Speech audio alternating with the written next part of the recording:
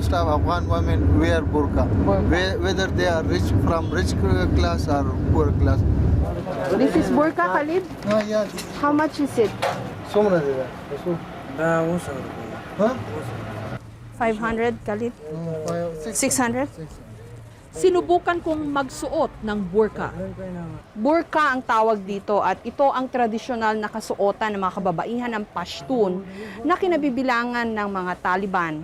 At base sa mga ulat, ito ang malaking nagpapahirap sa mga kababaihan ng Afghanistan at maging ng ilang mga kababaihan din dito sa Pakistan. Dahil may mga reports na mga kababaihan na hindi tama ang pagsuot sa burqa ay maaring saktan, makulong at meron pang mga kaso na pinapatay ang kababaihan dahil lamang sa hindi tamang pagsuot ng burqa.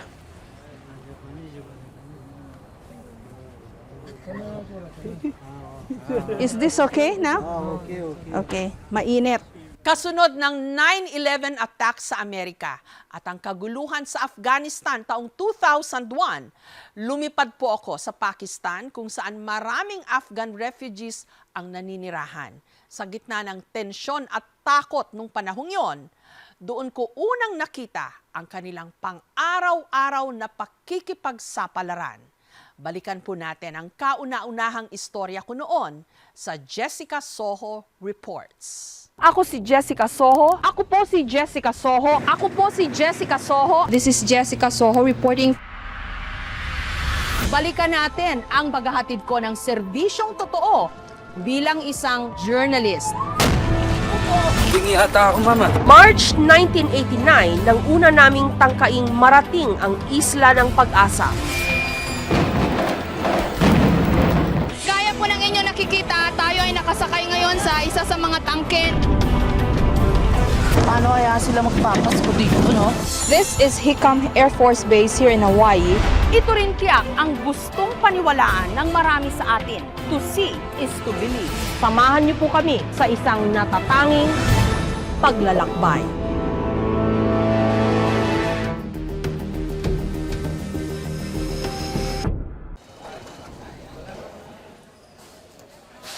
September 28, tumulak ako patungong Pakistan. Sa naiya pa lang, ramdam ko na kung ano ang epekto ng terorismo. Mas mahigpit ngayon, bawal maging ang computer at mga debateryang gamit sa hand carry, bukod sa lahat ng uri ng matutulis na bagay. Bawal ang alcohol. Mas masusi ang mga inspeksyon, pero mahirap magreklamo, lalo na't para rin sa kabutihan ng mga pasahero ang lahat ng paghihigpit na ito. Mahaba-haba ang aming biyahe, 12 oras. Mahigpit din ang seguridad sa airport, lalo na para sa foreigners. Marami akong pangamba. Naibsan lamang ang mga ito nang masilayan ko ang ilan nating kababayang sumalubong sa amin. Mainit ang kanilang pangungumusta, kaya agad na palagay ang aking loob. Dito na mag-uumpisa ang aming coverage sa Pakistan. Mula dito sa Pakistan, hatid namin sa inyo ang pinakahuling balita bunsod ng kaguluhan sa Afghanistan. Tampok rin ang mga kwento ng ating mga kababayang narito, patuloy na nakikipagsapalaran sa kabila ng banta at panganib. Mula po dito sa Pakistan, ako si Jessica Soho, reporting. Ang Peshawar ay syudad sa hilagang bahagi ng Pakistan, malapit sa Afghanistan. Para na rin itong Afghanistan sa dami ng mga Afghan refugees na narito, 1.5 million at padagdag pa ng padagdag. Parehong miyembro ng tribong Pashtun ang mga taga-Peshawar at karamihan ng mga taga-Afghanistan, kabilang na ang Taliban. Konserbatibo ang Peshawar, tradisyonal at sarado Muslim na matatawag. Malinaw ito sa mga lansangan pa lamang. Pero napansin mo parang konti mga babae. Parang ganun ma'am. Parang mas marami nakikita sa kalsada ang lalakihan. Mga pinaka-actor. Bibihira ang babae. Bihira na'y balot pa mula ulo hanggang paa ang mga kababaihang nadaanan namin.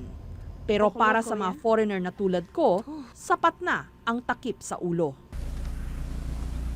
9:45 na dito sa Peshawar. Kararating lang namin dito. At dahil mas konserbatibo daw ito kaysa sa Islamabad, kailangan magsuot na ng takip sa buhok. Hindi lang batas ng gobyerno ang umiiral sa Peshawar, gaya ng nadiskubre namin. Ito ay isang madrasa, yung tawag nila sa mga eskwelahan kung saan tinuturo ang Islam. At dito sa Peshawar, bago daw pumunta sa refugee center, kailangan magpaalam muna dun sa mga nandito na mga leaders. Okay, Assalamualaikum. So, Munawar, why we come here? May sariling batas na pinaiiral ang mga religious leaders. Ang mga journalists na tulad namin, kailangang dumaan muna sa kanila. You must take one journalist here in Peshawar. You must take one journalist here who knows the ways, the places, and he will take you anywhere along with this man. Okay. Isang nagngangalang Al-Sheikh Rahat Gul ang namumuno sa madrasa o Islamic school na ito. Sa ganitong mga eskwelahan dito mismo sa Peshawar, nag-aral ang mga Taliban. Katunayan, ang mga madrasa ang sinisisi ngayon sa paglago ng extremist ideolohiya ng Taliban. Hindi daw basta-basta pwedeng pumunta dun sa sa refugee camp. Kailangan kumuha muna ng guide na Peshawar journalist. Tapos kukuha pa daw kami ng pulis. Bye-bye. Thank you. Thank you. Bagamat meron na kaming guide, ini-require pa sa amin na kumuha ng guide na taga rito. Sa isang opisina ng dyaryo kami itinuro.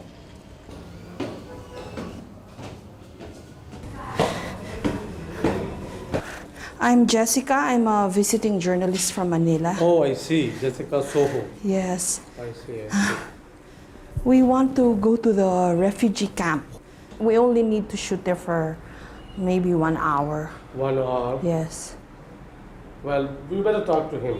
Okay. Okay, I mean, this between the two Okay. of you. Okay. Yeah. How much would be 1 hour? Doesn't matter. Doesn't matter. So how much I pay you? For $100 a day o 5,100 pesos ang bayad sa guide. Mababa pang araw ito. Si Khalid ang magiging guide namin dun sa refugee center. How are you, Khalid? Okay. Ipinakita sa amin ni Khalid ang resettlement sites ng mga Afghan refugees. these are Afghan women. These are Afghan school girls. See, these are Afghan girls.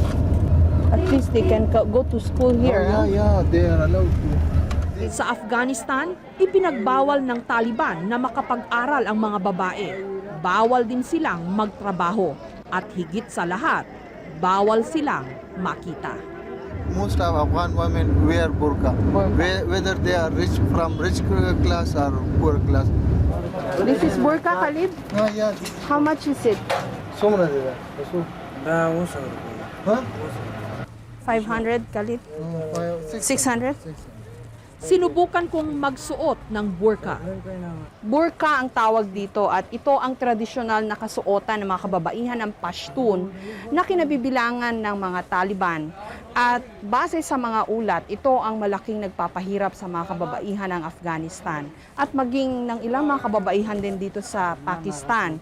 Dahil may mga reports na mga kababaihan na hindi tama ang pagsuot sa burqa ay maaring saktan, makulong at meron pang mga kaso na pinapatay ang kababaihan dahil lamang sa hindi tamang pagsuot ng burqa.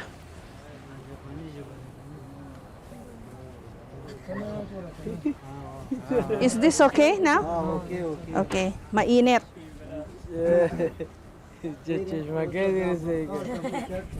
Okay. Okay. Napakainit ho nito. Talagang mahirap isuot. Okay? Okay. Okay, excuse me. Hindi ko malaman kung paano nila natitiis na magsuot ng ganito habang ginagawa nila yung mga traditional na ginagawa ng mga kababaihan dito. Talagang napakalaking sakripisyo ho ang magsuot nito. Manghang-mangha ako sa mga kababaihang nakita ko sa daan. Ang iba'y may karga pang mga bata.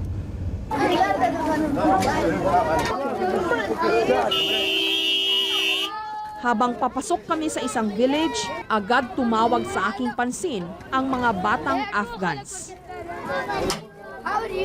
How are you here in Pakistan? How are you? Yes. You okay here? Yes. Nung unay, malaya pa kaming nakapag-video. Pero napansin namin tila hindi maayos ang pagtanggap sa amin. Excuse me. I think we should go back. Money for me. No money. Pay. No money. No money. Pay. Khalid, they are asking for money. Who? The kids. No money. No, eh? no money. Don't No, give, don't give. It's a problem if you give money, Yeah. Na-traumatize ka ba? Kinakalabit ako, binapatak yung camera, pininto nga ma'am yung lente ko. Ako binato eh. Someone threw a small stone at me, you know, Khalid. I just didn't mind. Mula sa resettlement site, itinuro ni Khalid ang daan patungong Afghanistan. This road leads to Pak-Afghan border, Torkham, Afghanistan. Okay. This road leads to Afghanistan. Afghanistan. This is the route taken by the refugees who are escaping from Afghanistan. Yeah? Yes. But actually most of them are using the secret ways. Secret The way. secret, they enter Pakistan illegally. Illegally. So they do not use the legal way, the Torkham border. If they use, they bribe the officials sometime. Kung ngayoy 2.5 million na ang bilang ng mga Afghan refugees na nasa Pakistan, tinatayang meron pang 8 million na padating. Ayon sa United Nations, ang refugee problem dito ay isang humanitarian crisis o catastrophe. Bukod sa kakulangan ng pagkain at facilities para sa mga refugees, malaki rin silang banta sa seguridad ng Pakistan. Sila ang pinagbibintangang nagdadala ng opium dito, isa sa mga pangunahing produkto ng Afghanistan. Do you think it's possible that the Talibans are already here in Peshawar? Yeah. They are here. Their degrees are most influential here. They are most influential people even in Peshawar and other, not Peshawar, but most of the parts of this province. Ito ang daan patungong Afghanistan kung saan araw-araw ay dumadaan pa rin ang libo-libong mga refugees galing ng Afghanistan upang takasan ang Taliban. At sinasabi nilang mula sa puntong ito ay wala ng batas na umiiral dahil pagkalagpas ng boundary na yan ay kontrolado na ng mga tribo ng northwestern Pakistan. Alam kong maraming Pilipino sa Pakistan. Ang hindi ko alam, meron din palang mga Pilipinong nagtrabaho maging sa Afghanistan, kasama pa ang Taliban. At hindi sila mga rebelde o terorista, kundi mga relief workers ng United Nations. So 2000 Sa isang salo-salo, nakilala ko sina Alejo Behemino at Jessie Salazar. Si Alejo o Al, ang kahuli-huliang UN worker na na-evacuate mula sa Afghanistan bago nagsara ang border. Si Jessie naman ay project officer ng World Health Organization o WHO sa Afghanistan sa nakalipas na 9 na taon. Hindi pumayag magpa-interview si Al at nung una maging si Jessie. Pero nung huli, ibinahagi sa amin ni Jessie ang kanyang mga alaala ng Afghanistan. Kompleto si Jessie sa mga litrato, mga napasyalan niyang lugar at pati ang produkto ng Taliban na poppies kung saan nanggagaling ang opium. Talaga naikot mo na siya. Naikot ko na lahat halos. Naikot ko ang buong Afghanistan. More than my country. Sa Pilipinas. Anong ginagawa niyo doon? Basically, we are dealing with the health services and training. In collaboration with the Ministry of Public Health. Pwede nakakatrabaho mo rin yung mga Taliban, mga government officials nila. Nami-meet namin sila sa kanilang mga offices. Okay naman, magbabayad naman mga Okay. In perception nakakatakot sila, di ba? Mabait mo. Okay naman sila. Hindi ka naman No. ninenervyos habang Not kausap at all, sila. Hindi. Maging ang misteryosong supreme leader ng Taliban na si Muhammad Mullah Omar ay nakilala ni Jesse. Gayon din ang mga kalaban ng Taliban, ang Northern Alliance. Base sa mga litrato ni Jesse, may ilan pa rin namang magagandang lugar sa Afghanistan, lalo na yung mga mosque o simbahan. Actually, gusto ko ang place na yun. Talaga? You loved it? It's not that I love, but to compare with other countries, siyempre okay doon dahil magandang klima, maganda ang mga, mabait ng mga tao. From many... Pero base sa video footage na pinakaiingatan niya, ang Afghanistan, lalo na ang capital city nitong Kabul, ay isang bayang nilapastanganan. Ayon kay Jesse, para itong kandilang nauupos. Tadtad ng bala at mga bomba. Matagal na palang nagawa ang bagong misyon ngayon ng Amerika at Britanya. Wala nang naiwang mabobomba pa sa Afghanistan. Mahirap isipin na minsay may mga tahanan dito at mga pamilyang mapayapang namumuhay. In Afghanistan, we used to have a big house with many rooms where we can have our own. Each member of the family could have his own room. Si Ahmad Khalid Rifahi o Khalid ay miyembro ng dati mayaman at makapangyarihang pamilya sa syudad ng Kabul. What was your family like before you left Kabul? My mother was a university professor in Kabul University in the Department of Literature, and my dad was a lawyer in the High Court of Afghanistan. And you were a student? I was a student. Sukdulan ang pag-ikot ng kapalaran ng pamilya.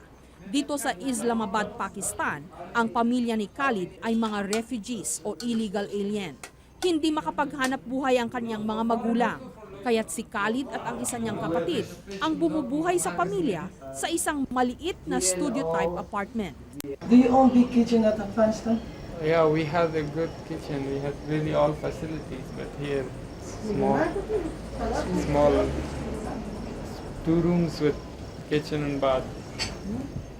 And how's your life now? You and your family?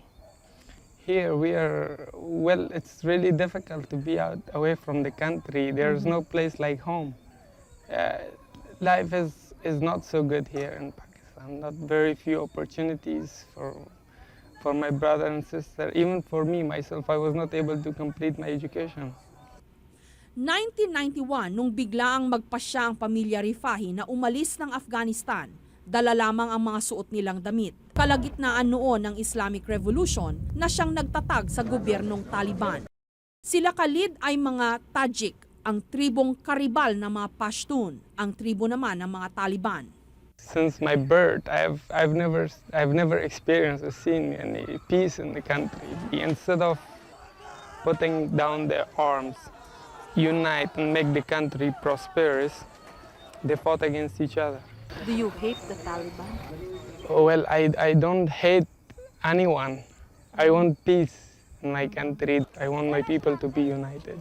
Do you like the Taliban to be in power in Afghanistan? No, I don't want any of the functions who are fighting in Afghanistan. I don't want any of them to be right now. It should be a representative of the people. It should be a democracy. Do you approve of the U.S. Going into Afghanistan and looking for Osama bin Laden wherever he's hiding? Osama bin Laden, if he's a terrorist, is hiding there in Afghanistan. He should be expelled from there. He should be brought to justice.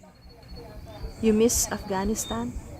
The most I miss is when I was in my country, I used to feel at home. That is everything for me. When you feel at home, that's everything. How do you manage to smile through it all? I can't help it. I really want my people to be prosperous. I want peace in my country. I love my people. Samantala, sa isa sa mga bayang nadaanan namin sa northern Pakistan, nakita at nadama ko ang ibig sabihin ni Khalid. Sa isang refugee camp, may Afghan na putol ang paa, veterano ng Afghan-Russian War. Was he hit by a landmine? Yeah, it's a fire. Somebody burned like this. Oh, you fight in Kabul?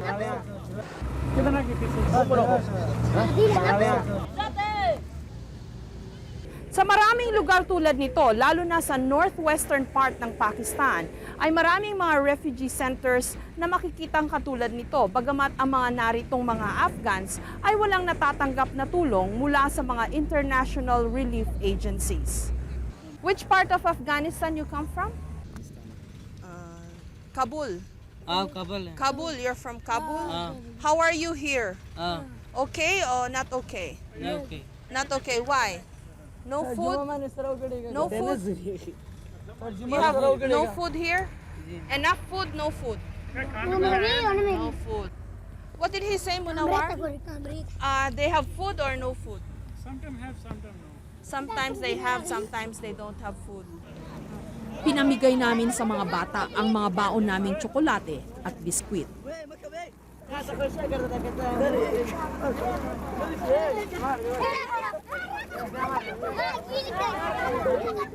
Sa kabila ng kanilang paghihirap, nagulat ako sa sentimiento ng mga Afghans na narito.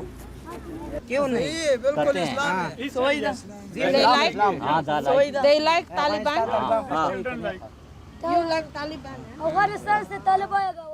Matinding tagtuyot ang Taliban at ang muling pag-ulan ng mga bomba. Kulang pa nga kayang sumpa ang lahat ng ito para sa Afghanistan. Madalas yung ginagawa namin coverage dito parang coverage on the run. Kasi medyo iba ho yung kultura ng mga tao. Lagi kami nagmamadali dahil kapag medyo tumagal kami sa isang lugar, pinapaliguran kami ng mga bata at ng mga tao katulad nito. At medyo nakakatenso yung sitwasyon dahil kung minsan hindi lang sila nanghihingi ng pera. Minsan may mga ilang instances pa na nambabato sila. Kaya dyan po, yalikan na, alis na tayo. Masama raw pangitain kapag dumagsa ang mga journalists na tulad namin sa isang bayan. Senyales daw ito ng hindi magandang balita. How do you feel about foreign journalists like us coming into your country and looking into the situation? I think it's a good gesture, but most of the people fearing that something is going to happen here. Yes. Daan-daang journalists mula sa iba't ibang panig ng mundo ang nasa Pakistan at northern Afghanistan ngayon. Nasa mga hotel, sa mga kilalang landmark, pati sa mga magugulo at tensyonadong lugar. This is the Taliban Embassy. Dito kami ngayon para mag-check kung meron silang mga nakaschedule na news conferences or interviews. Pero ang latest information ngayon, nasa Karachi daw yung ambassador. May embahada ang Taliban sa Islamabad dahil tanging ang Pakistan na lamang ang kumikilala dito bilang lehitimong gobyerno ng Afghanistan. Okay. Thank you. Pero medyo kakaibang karanasan para sa akin ang makaharap ang mga namumuno sa Afghanistan. Sari-saring mga journalist sa kung saang dako ng mundo ang nakasabay ko sa coverage sa Pakistan. Bukod sa mga higanteng networks ng Amerika at Britanya, marami rin akong nakilalang reporter at TV crew mula sa malalayong lugar. What do you think of the Taliban? Taliban is very conservative group. Not only the Taliban, the bad persons. American also are bad. Because they destroy so many places and they kill so many persons in Vietnam, in Palestine, in Iraq. So Taliban and Americans are the same. How are you? How are you? I'm Jessica. Good, nice to see you. Thank you for giving us this interview. You're welcome. You're a very busy person. You're welcome. Sa kabila ng napaka-hectic niyang schedule, pinaunlakan kami ni Christian ng maikling interview. Christian, what is your impression of the situation here in Pakistan and in Afghanistan? Well, I think the president of Pakistan put it perhaps most succinctly when he made his address to his own country people last week. He said, this is the most critical time for Pakistan in nearly 30 years. And as for Afghanistan, you know, unfortunately, we know that through the last, 10 to 20 years, where they've been fighting each other, where there's been all sorts of hardships, all sorts of, civil war, that part of Afghanistan has become a breeding ground and a safe haven for lawlessness and the export of insurrection and extremism and even terrorism. I think a clear definition has to be made between the vast majority of the world's 1 billion Muslims and those fanatics who use and pervert the religion for their own, what I believe, fanatical aims, irrational fanatical aims. And so all of this is extremely interesting and important for us to cover. But on the other hand, there seems to be a latent or potential resentment buildup. Well, no, yes, I think I think that there is, as I say, a vocal minority which resents the United States, across the Islamic world for all sorts of political reasons. Essentially, it boils down to a feeling that Muslims are oppressed, that the Islamic world feels politically powerless. They blame America for a lot of things, but I think the vast majority of Muslims around the world, and after all, my own father is a Muslim. I straddle two societies. I'm Christian and the Islamic society.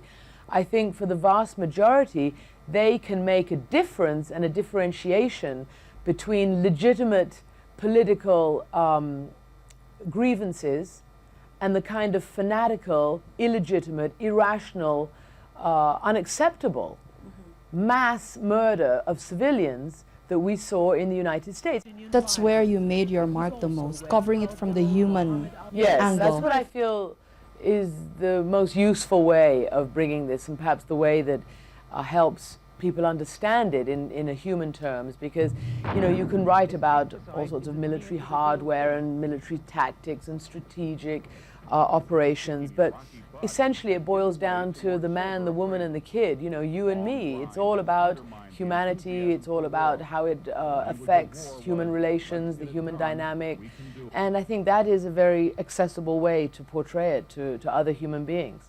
Do you ever find yourself attempting to make sense out of so much suffering that you have witnessed in various parts of the world? As I say, some irrational acts like the one that happened in the United States, you can never try to make sense out of that.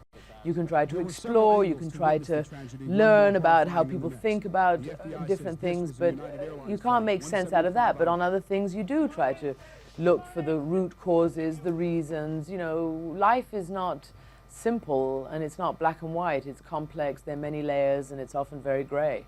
You've been here in Pakistan the past 2.5 weeks. 2.5 weeks.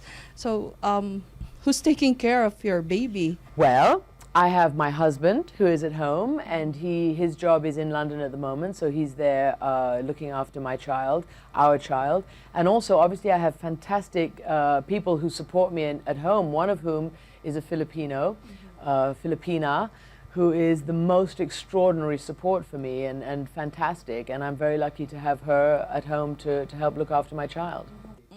Tumanggi si Christian na ibigay sa amin ang pangalan ng Pilipinang yaya ng kanyang halos magdadalawang taong anak.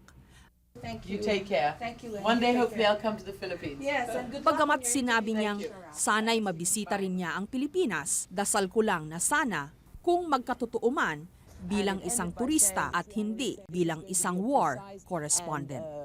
Ang Lahore ay isa sa mga syudad sa medyo gitnang bahagi ng Pakistan. Marami sa mga Pilipinong nasa Pakistan ay narito. Sa Japanese restaurant. Ang dami niyo pala dito.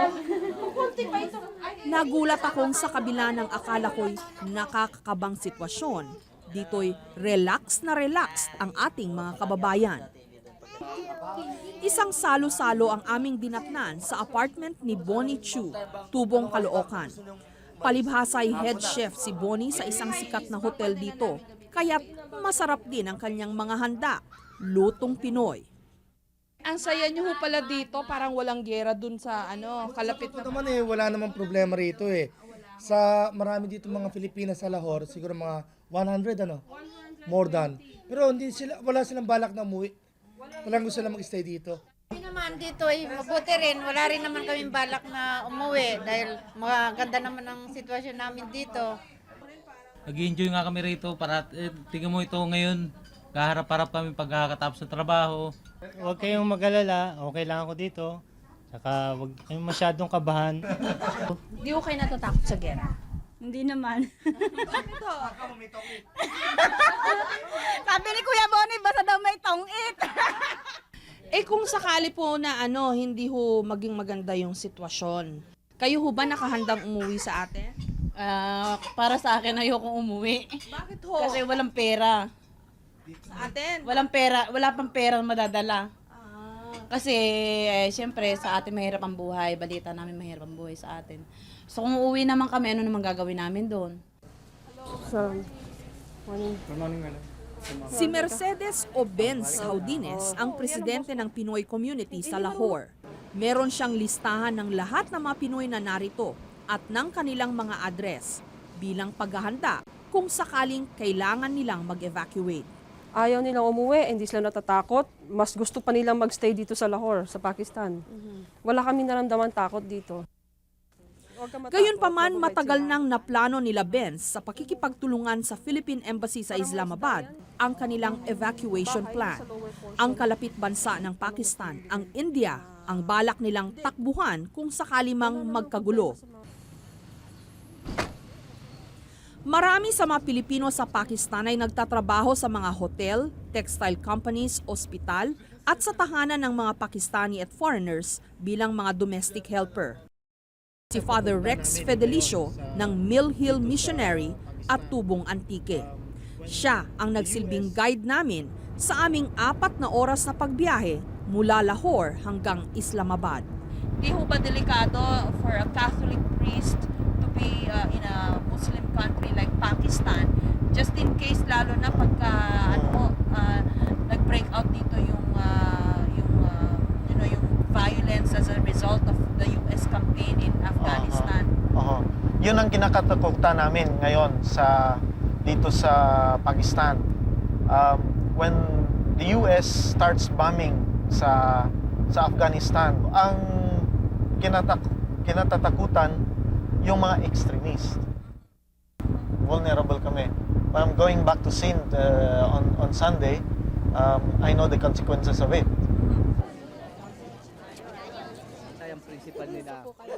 Sa Islamabad, nakilala ko ang 4 na mga madreng naghahanda para sa misa. Miyembro sila ng RVM, Religious of the Virgin Mary, at sila ang namamahala sa isa sa mga pinakamagaling na eskwelahan sa buong Pakistan. Sister, hindi ko kayo natatakot na nandito pa rin kayo sa Pakistan samantalang yung mga ibang Pilipino nag-uwian na po? Hindi naman, wala naman masyadong makikitang gulo dito. So far, it is parang peaceful. You ready for that? Merong mga few mobs kasi pero yung few na yun can be very strong, no? Yung against the Christians ganun. Takot din kami, yun din ang aming pinagdadasal na hindi sana humantong doon sa ganun. Minority o kakaunti lamang ang mga Kristiyano sa Pakistan. Nabawasan pa lalo ito dahil nagsiuwian na ang kalahati sa dati 600 Pilipinong nasa Pakistan. Agad na mahahalata ito sa misa kung saan kukonti na lamang ang dumalo. Happy birthday to you. Happy birthday. Isa pang ikinagulat ko, may opisyal ng Philippine Army na nag-aaral sa Pakistan sa ilalim ng isang exchange program. Si Lieutenant Colonel Dario Quindosa at birthday niya nung araw na kami naroon. Colonel, ano masasabi niyo nagpo-birthday kayo dito sa Pakistan? Siyempre, masayang-masaya ako dahil kahit nasa Pakistan ako, celebrate ko pa rin yung birthday ko. Gaya ng madalas nating sabihin, ibang klase talaga ang Pinoy. Nasaan man, sa anumang sitwasyon, nagagawa pa rin nating magkasayahan.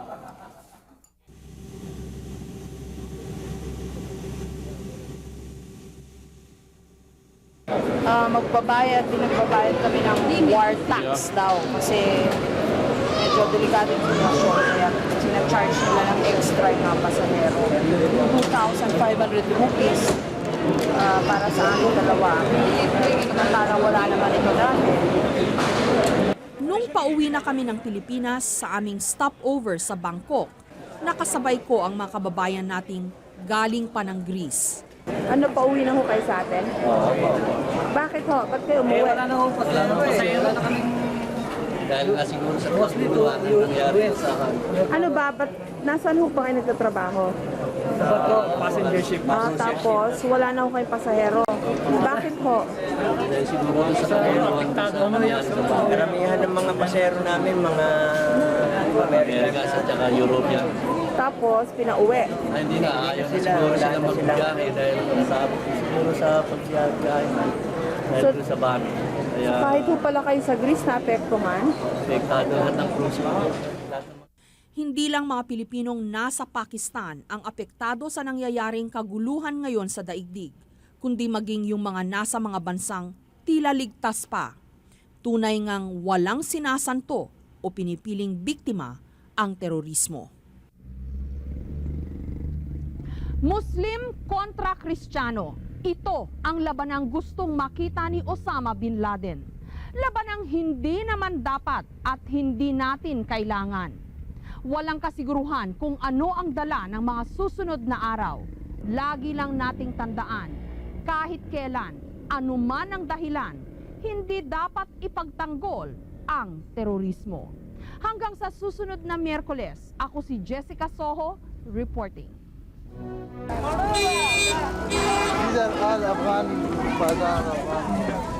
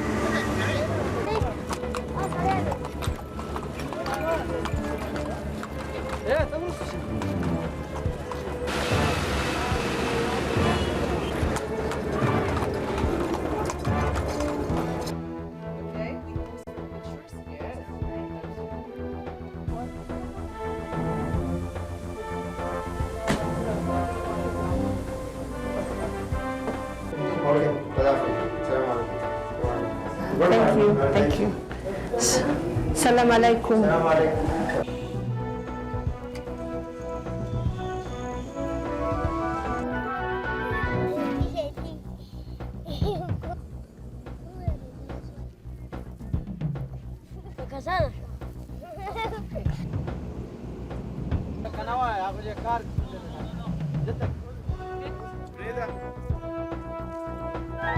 चीज है ना ऐसे ही चीज है